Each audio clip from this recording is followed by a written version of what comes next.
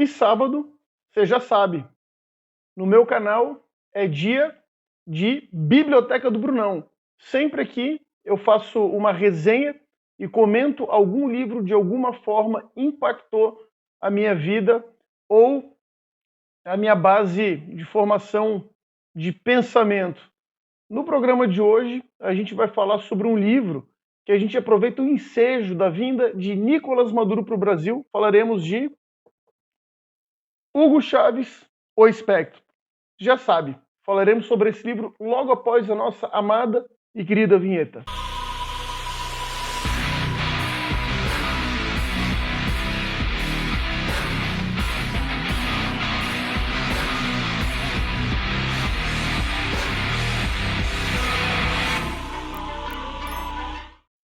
Quando a gente fala em Venezuela, a gente tem que primeiro pensar uma coisa muito clara, muito direta. Como é que um país rico, próspero, que foi uma economia pujante, vibrante durante os anos 70, 80, onde os venezuelanos iam para Miami depois de 3 horas de voo e compravam as coisas e eram conhecidos como damedos, porque eles sempre compravam em quantidade as mercadorias em Miami.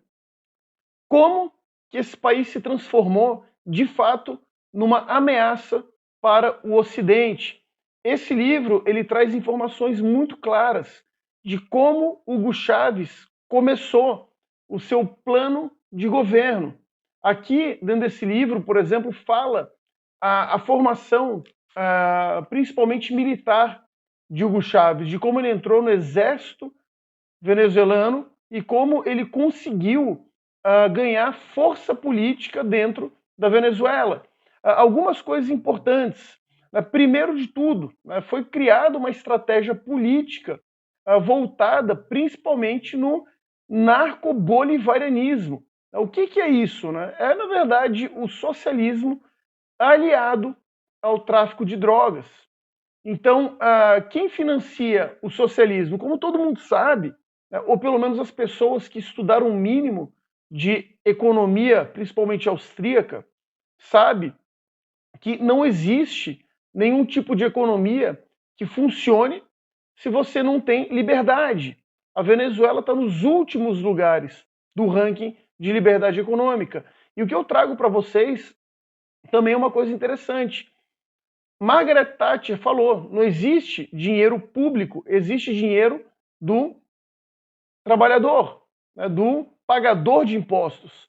Então, quando ela fala sobre isso, acaba mostrando principalmente a quebra da Venezuela se dá por conta de políticas econômicas desastrosas. Então, quem financia essa narcoditadura, o narcobolivarianismo, são os grandes cartéis de drogas. Nesse livro, Leonardo Coutinho, ele destrincha muito bem esses pontos. Ele mostra, por exemplo, a ligação de Hugo Chávez com esses cartéis. Mostra a oposição política na Venezuela sendo tirada, sendo solapada do país de forma totalmente absurda. Como ele fez, por exemplo, com a questão do Supremo Tribunal venezuelano, que ele colocou, ele renomeou pessoas para esse tribunal. Vale lembrar, Hugo Chávez, ele tem formação dentro das Forças Armadas de Libertação Nacional, também conhecido como FAUNE, na Venezuela. E dentro disso, ele tentou dar um golpe de Estado em 1992, quando o presidente era Carlos Andrés Pérez. Então, tudo isso que foi montado para que a sua ascensão ao poder fosse amplamente e trabalhada de forma genuína em 1999, ela foi construída. Então, Hugo Chávez, ele trabalhou principalmente a formação militar. Hoje, por exemplo, o que diferencia o Brasil da Venezuela é que no Brasil você tem dentro apenas da alta cúpula generais vendidos ao bolivarianismo. Você não tem toda a força militar entregue para o bolivarianismo. Você ainda tem praças, você tem ainda coronéis que não são vendidos a esse sistema. Ao contrário do que acontece lá, que houve o engajamento das Forças Armadas, do Exército venezuelano que foi cooptado para dentro desse sistema político. Então, Leonardo Coutinho, ele traz isso de uma forma muito clara, muito ampla e muito direta. É um livro importantíssimo para você ler e entender principalmente a geopolítica do continente latino-americano, a partir dos anos 90. Aqui também outro ponto importante, a relação da Venezuela com o Irã. Ele mostra, destrincha isso. A entrega, por exemplo, de passaportes venezuelanos a iranianos terroristas que entraram no continente.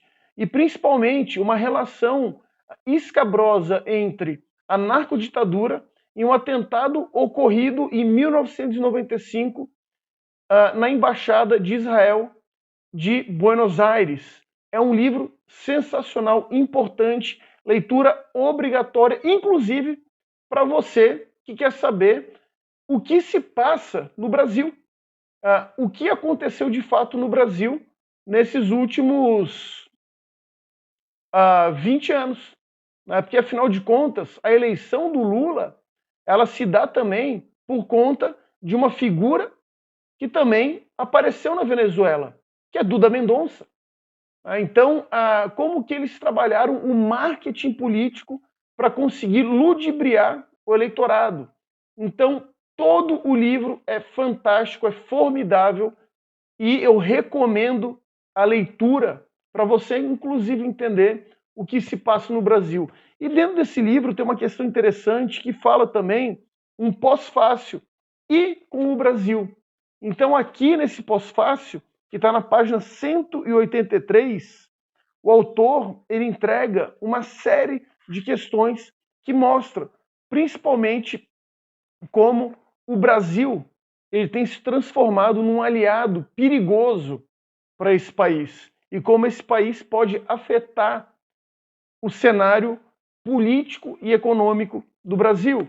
Então, ou seja, né, então aqui ele fala que o cenário é de uma agressão injustificada. Ele começa falando dessa forma esse capítulo. E aí eu pergunto para vocês, o que, afinal de contas, Maduro veio fazer no Brasil?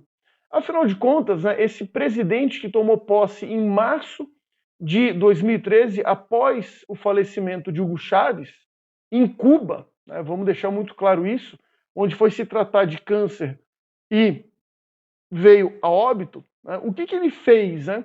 Ele concorreu, né, a uma eleição logo após e ganhou por uma quantidade mínima de votos de Henrique Capriles. E a partir disso, né, aqui foi até tem uma questão interessante, foi 50,6 votos contra 49,1 de Capriles. Foi uma diferença mínima. Né? Então, tudo isso, né, toda essa controvérsia que foi colocada, né, mostra a construção do socialismo no século XXI no nosso continente. Ou seja, a real ameaça que professor Olavo de Carvalho já falava das atas do Foro de São Paulo muito antes de tudo isso acontecer. Então, Maduro continua no poder, apoiado por suas forças armadas. No entanto, ele segue um governo déspota, tirano, que mata o seu próprio povo de fome, que está desarmado, um povo sem meios de ação contra essa narcoditadura. Hay gente que le tiene miedo, usted sabe eso, ¿no?